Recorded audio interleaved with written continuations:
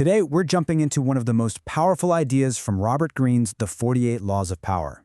We're talking about Law 8, a principle that completely flips the script on how most of us think about getting what we want. Seriously, just take a second and picture it.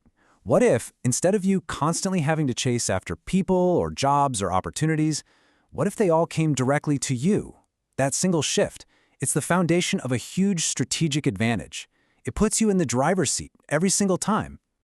You know, to really understand why attracting people is so incredibly powerful, we first have to look at the other side of the coin, the approach that, let's be honest, most of us take.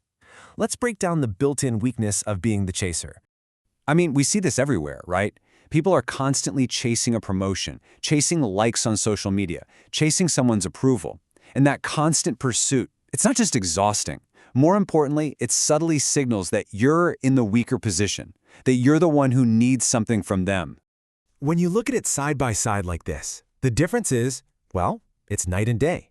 When you're chasing, you're always reacting. You're waiting for someone else to make a move. It can even come off as a little desperate. But when you attract, oh, that's powerful. You are in control. You project total confidence. You become the prize, not just another contestant trying to win it. So, if chasing is the problem, what's the solution? Well, this brings us right to the heart of Law 8, the art of attraction, a strategy that is just packed with power. This is the law, right here, in its purest form. The goal is to entice others, to lure them into your world, your sphere of influence. Because when they come to you, they're on your turf, and they're playing by your rules, often without even realizing it. See, controlling the context of any interaction gives you this incredible upper hand. By making other people take that first step towards you, you automatically get to frame the entire encounter. You set the stage. And this control means you decide when the meeting happens. You decide the terms of the deal. You decide the basic rules of engagement. They have to adapt to your framework, not the other way around. Okay, now let's talk about that word bait. I know, it might sound a bit manipulative, doesn't it? But in the context of this law, it's not really about deception. It's about strategically creating value.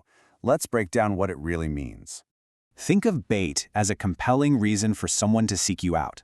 It's the value you put out there that's so irresistible, so interesting, that it just naturally pulls people in. It's the magnet. And here are some real-world examples. Your bait could be a game-changing idea that nobody else has thought of. It could be a business opportunity, a skill they desperately need, or just a rock-solid reputation that makes people want to be connected to you. All right, so this all sounds great in theory, but how do we actually apply it? How do we make this work in the real world? Let's get into the practical side of things. Just think about the most powerful brands you know.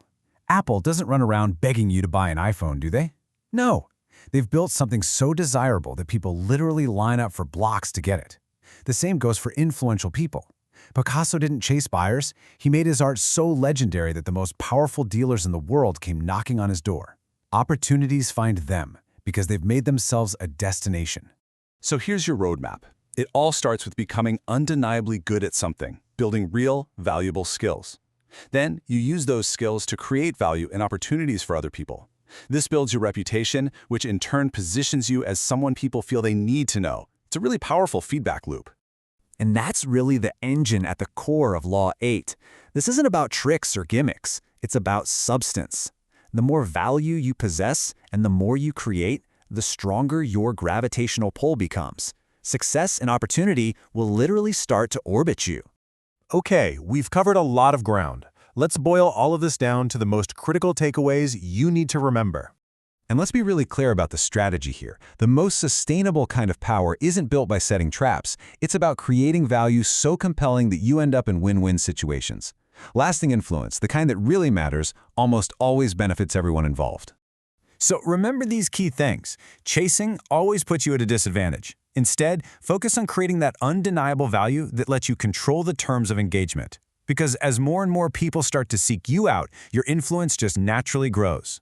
If you take away only one thing, let it be this: stop chasing success. Instead, focus all your energy on becoming the kind of person, the kind of entity that success is naturally drawn to.